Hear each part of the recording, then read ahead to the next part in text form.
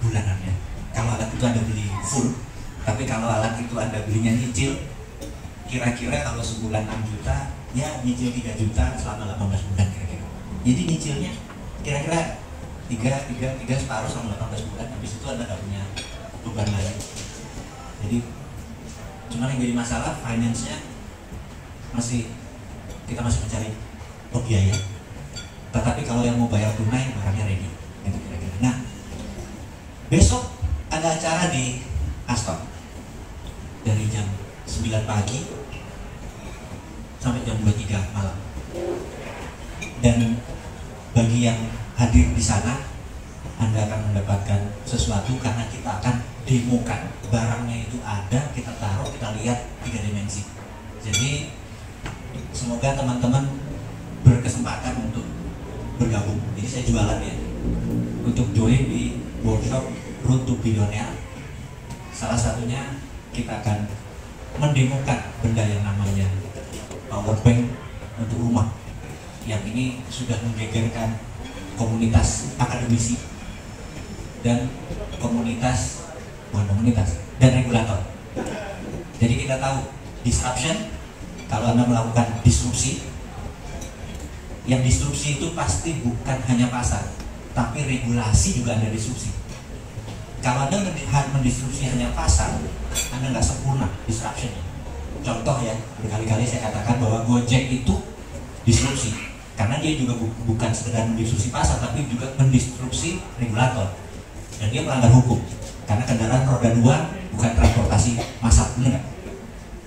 Tapi pinternya Gojek adalah dia lakukan dengan cepat sekali, sehingga dalam setahun ada 800.000 supir ojek yang begitu kalau di peraturan yang tidak mendukung, supir ojeknya demo. Strategi itu namanya too big to fail. Strategi itu besok nanti kita akan urai. Strategi yang namanya too big to fail. Jadi kalau Anda mau melanggar regulator, Anda harus cepat-cepat dan besar, sehingga regulator bilang ya ada 800.000 orang kita demo, sekarang 4 juta, benar nggak? Dan itu akhirnya jadi power. Padahal kendaraan roda 2 bukan alat transportasi massal. Nah itu strategi yang pintar, gitu. Nah demikian juga power bank kita. Kita tahu bahwa PLN memegang undang-undang yang menjual listrik satu-satunya di Indonesia hanya perusahaan tiang listrik negara tersebut. Kenapa saya sebut PLN adalah perusahaan tiang listrik? Dia cuma punya tiang listrik, gardu, sama transmisi. Karena hulunya, power plant-nya, pemiliknya oligark. Power plant-nya, entah itu tenaga batu bara entah itu tenaga gas atau gasolin atau bahan bakar, ada namanya PPA, Purchase Power Agreement. Jadi swasta membangun, kebanyakan oligark, listriknya diambil PLN. Di PLN nggak punya power plant. Nah, kalau ini di-disrupt, maka yang melarat itu adalah oligark, benar nggak? Jadi kita bukan melarang, dan PLN beli, oligark itu beli PLN, dan PLN punya aturan yang namanya undang-undang menjual listrik. Kita kalau Newman jadi dapat mandat, maka PLN-nya mungkin ada 100 biji, karena di Amerika ada 120 PLN, karena itu pemiliknya swasta. Nah dengan swasta memiliki power plant, harga berkompetisi. Misalnya power plant-nya si A, power plant si B, dia bilang 1 kWh-nya misalnya 10.000, aku gue 9.000, belok sama kita, bener nggak? Wah gue 8.000, belok lagi. Jadi begitu swasta diberikan izin untuk bermain, harga menjadi kompetisi dan harga turun. Jadi kalau ini yang Newman sering bengok-bengok kepada negara kita, dulu di tahun 98 hanya ada Garuda dan Pelita Air. Garuda adalah flagshipnya nasional. Kemudian di tahun 2000 atau 99 ada 6, ada Adam Air, ada segala macam, karena swasta boleh main.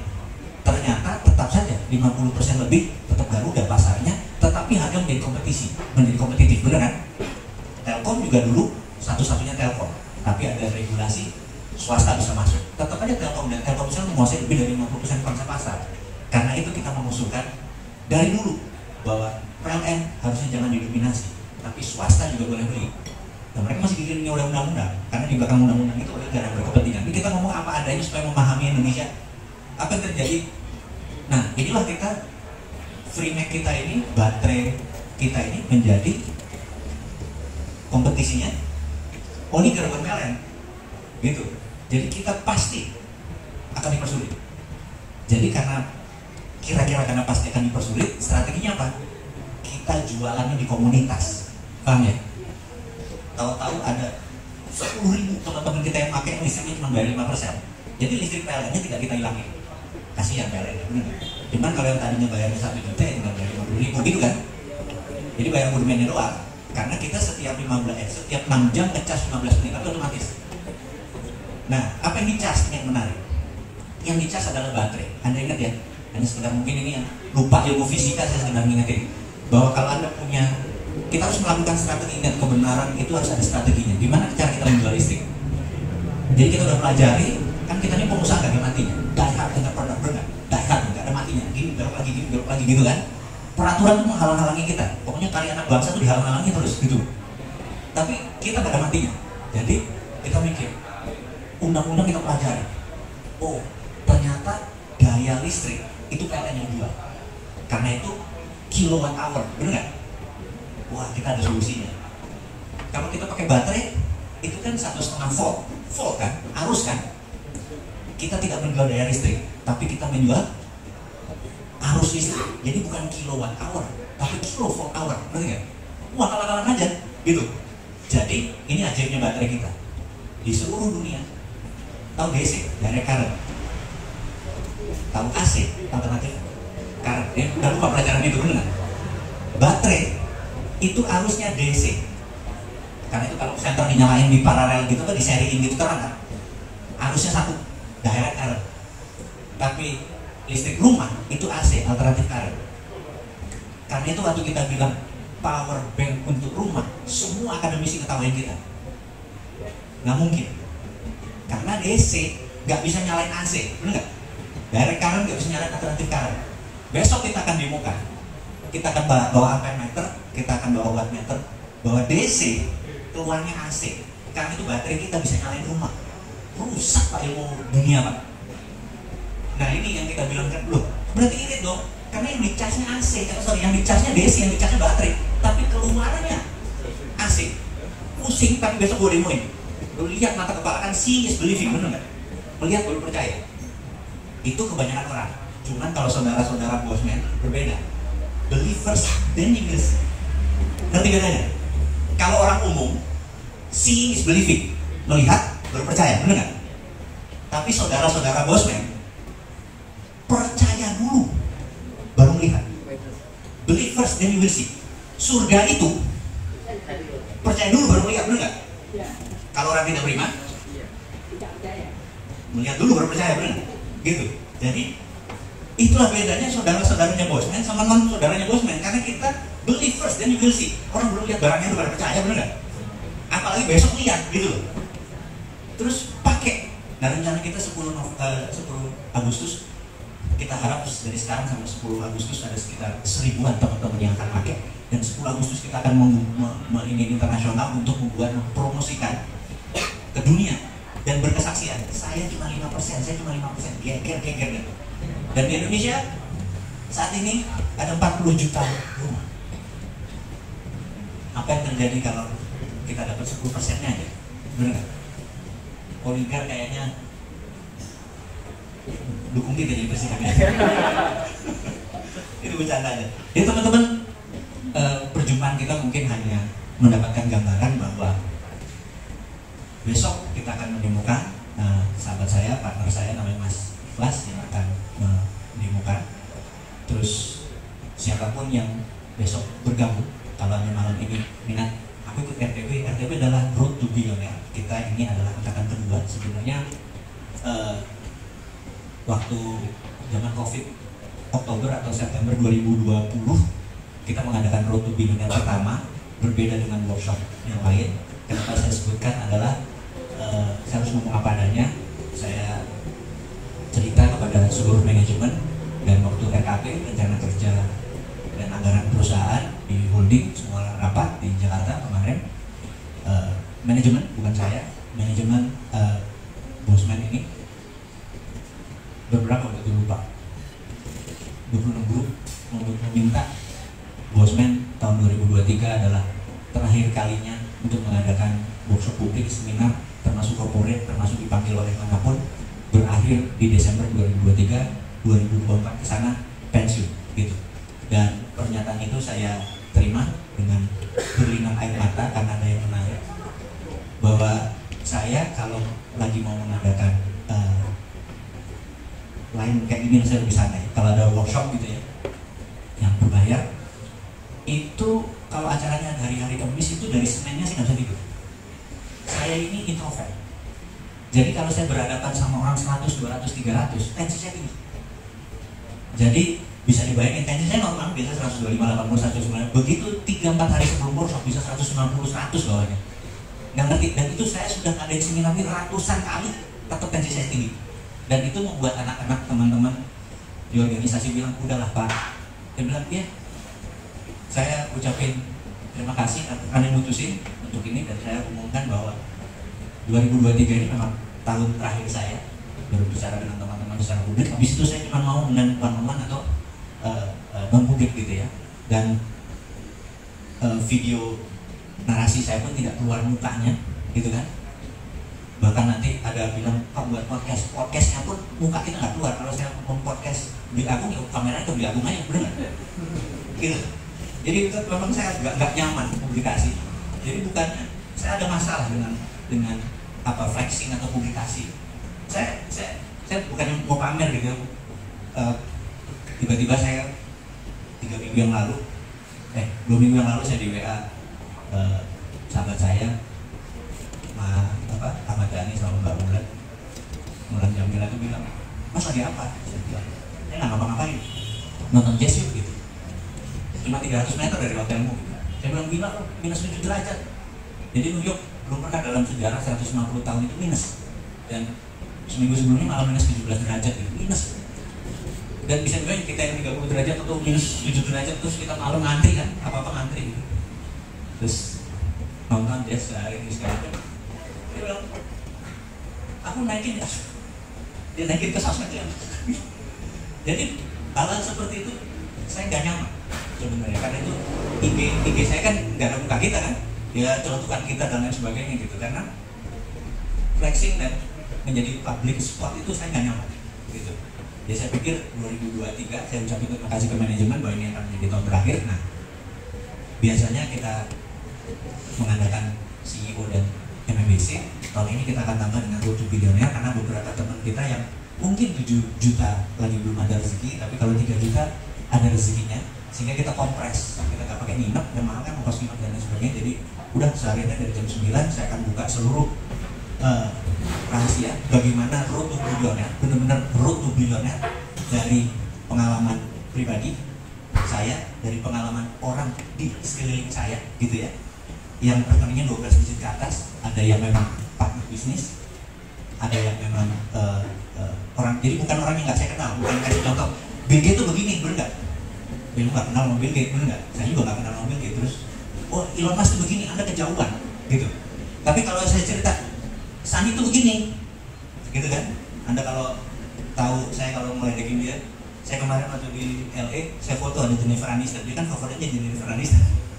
Jadi sampai begitu aja kita hafal gitu ya, tapi nggak mungkin gitu. Jadi orang ini bagaimana cara dia menjadinya kita ceritain, gitu kan? Terus ya tidak exactly, tapi saya buat Anda dapat gambaran. Oh, Bapak Sandi itu dari 0 single digit sampai segini, sampai 12 digit sampai 13 digit itu begini, gitu ya. Si A saya ceritain gini, si Boy Tohir ini begini, gitu ya. Itu adalah teman-teman saya yang berapa? 30 tahun tadi saya berteman, benar. Jadi nggak ada, benar-benar kita tahu prosesnya, gagalnya ini segala macam itu akan kita liatin. Dan bukan berarti nanti jalan kita akan kayak dia, tapi Anda mendapatkan wacana, benar nggak?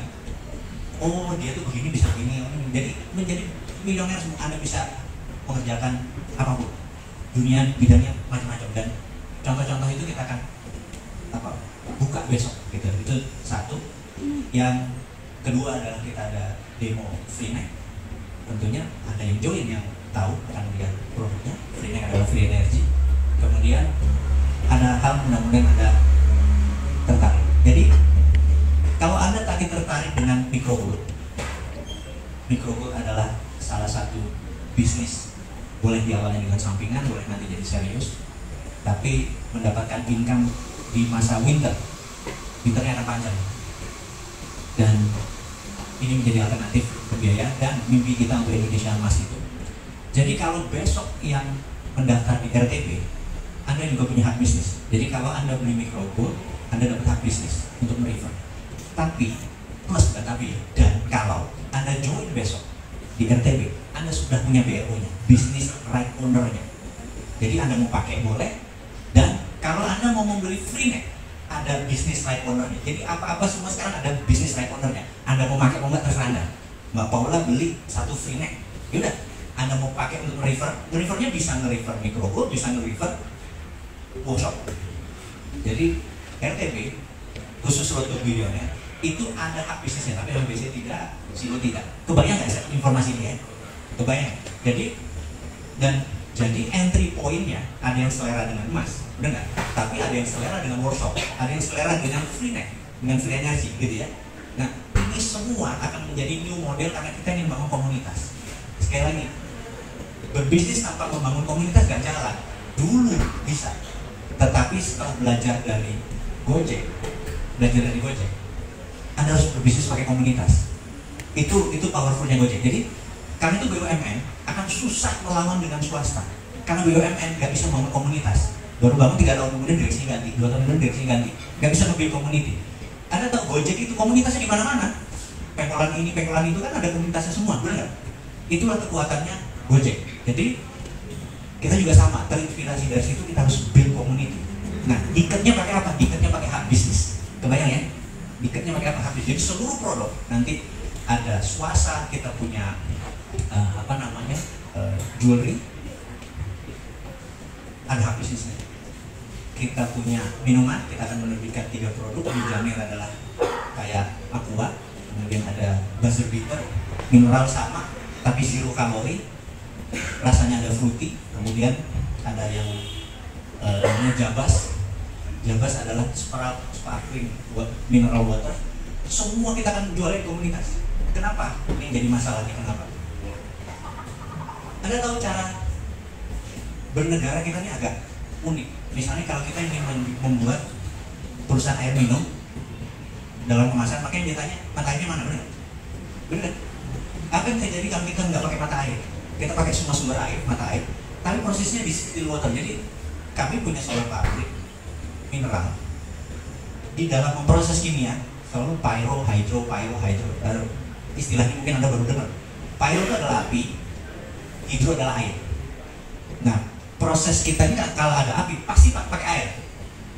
Begitu panasnya 900 derajat kita pakai air itu kan evaporasi, menguap kan. Uap itu jadi still water, destilasi, balik lagi, dan air itu kan jadi murni kan. Nah, air murni ini sama kita ini drinking water, karena kan udah embun, udah enggak.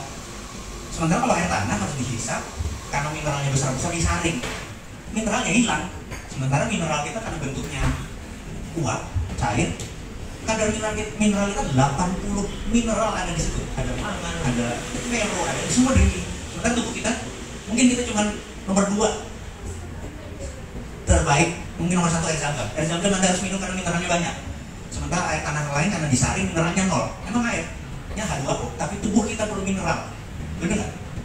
Jadi karena itu seumur hidup ada jam-jam 5 liter itu benar. Nah, kita garansi produk kita adalah second best setelah air zam-zam. Mineralnya 80 biji, zam-zam 90, 9 malah.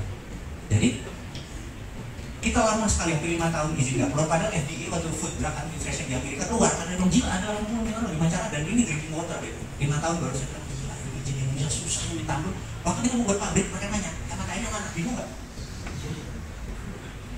Kita nggak bisa ngerangin sama. Sewaktu kita minta izin SNI-nya free neck kita bilang nih jadi asik kok bisa? Nggak ada aturan kayak kalau yang penting kan ada listrik keluar, enggak? Ya begitu charger nyala kok gitu loh. Mau sumbernya dari apa? Pakai tuyul kayak itu kita tuh harus kayak gini. Nah, kata-kata harus itu kan bukan misra. Sama waktu kita menerbitkan air yang namanya buzzer bitter itu air mineral H2O mineral, tapi rasanya ada rasa buahnya. Kalorinya 0, orang bingung nggak? Kalorinya 0. Ya, gimana caranya? Harusnya kan ada unsur perasa, ada unsur ini dan ada kalorinya. Kalorinya cek aja sendiri. Jadi kita punya keunikan. Ada paling biasa kalorinya nol, semua kalorinya nol, semua bermineral, cuman ada yang sparkling karena pakai soda, sparkling water, ada yang jus berasa buah, dan ada yang murni, gitu kan? Itu nggak mudah izinnya keluar. Terus kita sparklingnya ini sekali keluar langsung 12 macam kemasan. Ternyata satu kemasan itu satu izin. Saya pikir udah kan jualnya di komunitas aja, bener nggak? Bener nggak? Ngerti maksudnya? Jual di komunitas aja, kita belinya hanya di komunitas kita gitu. Jadi saya bersyukur sekali ada komunitas yang microbuild ini, karena saya kreativitasnya jadi bisa suka gua bikin produk gitu. Sama kayak produk kita yang nanti jewelry, Anda tahu platinum mahal kan? Bener nggak? Kita punya perak itu AG, bahasa kimianya. Kita lapis dengan RH, rhodium, celup dong. Jadi kalau cincin 3 juta, Anda beli 300.000, tapi komplinya sama, mau apa? Bener nggak? Itu jangan aja izin.